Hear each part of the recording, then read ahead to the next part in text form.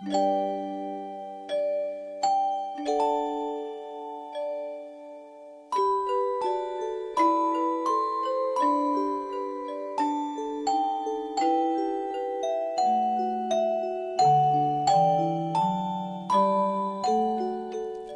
chers amis, notre Seigneur, dans son Saint Évangile, les saints et les maîtres spirituels, dans leurs sermons, parlent souvent du monde.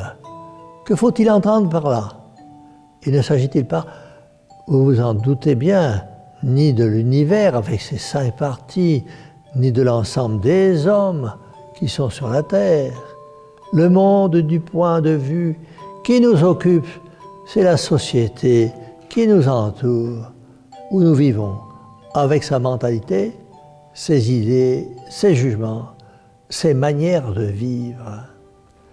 C'est en ce sens que l'on dit « aller dans le monde », faire son entrée, ses premiers pas dans le monde, être du monde, ou bien, au contraire, renoncer, dire adieu au monde, se séparer du monde.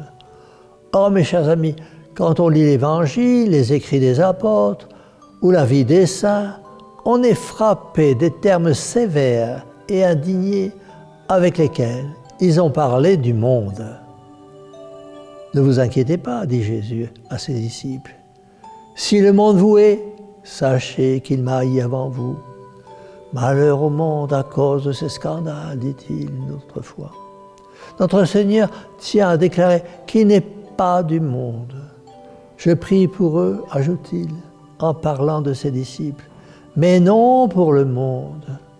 Voilà, une condamnation en règle et sur toute la ligne, qui donc a valu au monde cet anathème. L'apôtre Saint Jean, le confident du cœur de Jésus, va nous l'apprendre. On ne trouve dans le monde, dit-il, que concupiscence de la chair, concupiscence des yeux et orgueil de la vie, c'est-à-dire amour des plaisirs grossiers, avarice et amour des richesses, vanité, ambition et désir des honneurs, toutes choses opposées à l'esprit du christianisme. Et saint Paul est du même avis. Mes frères, dit-il, ne vous conformez pas aux exemples du monde de peur de vous perdre avec le monde. Tous les saints parlent ainsi.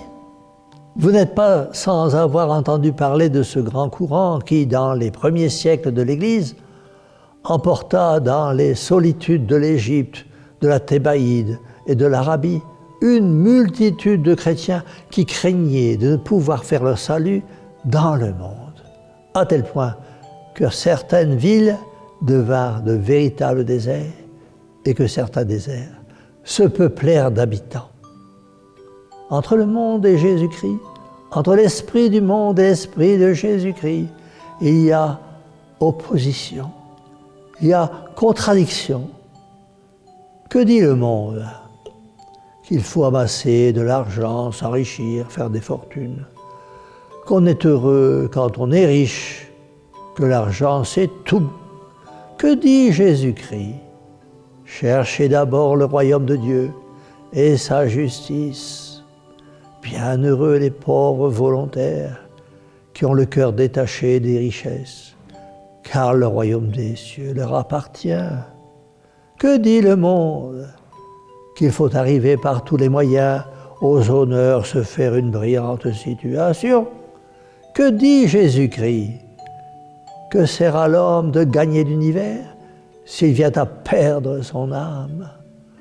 Apprenez de moi que je suis doux et humble de cœur. Que dit le monde? Que la toilette, la mode est une affaire capitale. Que dit Jésus-Christ? Vanité des vanités, tout est vanité, hormis aimer Dieu et le servir tout seul. Que dit le monde? Qu'il faut mener une vie douce, faire bonne chère, ne se priver d'aucun plaisir. Venez à mes fêtes, à mes danses, à mes théâtres, et amusez-vous. Passez du temps sur Internet, sur votre téléphone. Regardez les obscénités, passez du temps dans les jeux, les casinos et les croisières. Qui sait si vous rirez encore demain? Que dit Jésus-Christ? Bienheureux ceux qui pleurent, bienheureux les cœurs purs. Que dit le monde? Qu'il faut que la jeunesse se passe. Que dit Jésus-Christ? Qu'il faut donner à Dieu les prémices de sa vie. Et lui-même en témoigne, lui qui passa sa jeunesse dans le travail, l'obéissance et l'humilité. Que dit le monde? Êtes-vous donc un moine, une religieuse, un prêtre, pour vous assujettir à une vie de prière et de sacrifice? Que dit Jésus-Christ? Que la porte est petite et la voie étroite qui conduit à la vie éternelle. Bienheureux ceux qui ont faim et soif de la justice, car ils seront rassasiés. Que dit le monde? Qu'il ne faut pas se singulariser par des communions si fréquentes, par des prières si multiples, qu'il vaut mieux ne pas dire que l'on est catholique pratiquant. Que dit Jésus-Christ? Si quelqu'un rougit de moi devant les hommes, je rougirai de lui devant mon Père. Que dit le monde? Qu'il faut dissimuler, ruser, biaiser, plaider le faux pour connaître le vrai, cacher sa pensée, se contrefaire. Que dit notre Seigneur? Si l'on vous interroge, vous répondrez oui, si c'est oui, non, si c'est non. Que dit le monde? Qu'il ne faut pas se laisser insulter, qu'il faut se venger. Que dit Jésus-Christ? Bienheureux les doux, les pacifiques. Rendez le bien pour le mal. Priez pour vos ennemis. Faites du bien à ceux qui vous persécutent. Si l'on vous demande votre manteau, donnez-en plus votre tunique. Si l'on vous oblige à faire 100 pas, faites-en 1000. La liste est longue et l'on pourrait continuer. Mes chers amis, il faut l'avouer honnêtement, entre Jésus-Christ et le monde, l'opposition est flagrante. Eh bien, qui a raison? Jésus-Christ ou le monde? Au premier abord, le monde paraît plein de charme, sous les couleurs les plus riantes, avec les attraits les plus séduisants. Ce ne sont que des fêtes et que des plaisirs. Méfiez-vous, c'est une illusion. Cela vous paraît ainsi parce que vous ne voyez que la face, que l'extérieur, que le dehors du monde. Sa face est rose, mais son âme est ténébreuse et triste. Il y a dans le monde, comme dans le feu, ce qui brille et ce qui brûle. Ce qui brille, c'est la beauté, la richesse, le luxe, l'éclat de rire. Ce qui brûle, c'est la passion, c'est la jalousie, l'ambition, l'orgueil, le remords. Parcourez un journal, écoutez les informations. De quoi est-il question? Du récit des fraudes, des vols, des diffamations, des meurtres, des viols, des sacrilèges qui déshonorent la société. Et si vous pénétrez plus avant dans le monde, que d'ennemis, que de jalousie, que de rancune, que de lâcheté, que de turpitude, que de scandale. Et croyez-vous au bonheur des partisans du monde? Quelle illusion! Qui dira tout ce que l'acquisition et la possession des richesses occasionnent de préoccupations, de soucis, de larmes, de déceptions, de toutes sortes? Qui dira ce que la poursuite des honneurs exige de démarches habiles pour y arriver et de diplomatie consommée pour s'y maintenir une fois qu'on y est arrivé? Qui dira enfin quelle misère cruelle apportent les coupables excès des sens d'une jeunesse dépravée qui vit sans amour véritable et sans affection? Mes chers amis, que ces prétendus plaisirs du monde coûtent cher. Prenez donc la résolution de vous élever. Décidez-vous à suivre Jésus qui vous appelle à son service. De prime abord, ce divin maître paraît sévère et exigeant. mais ce n'est qu'une sévérité apparente.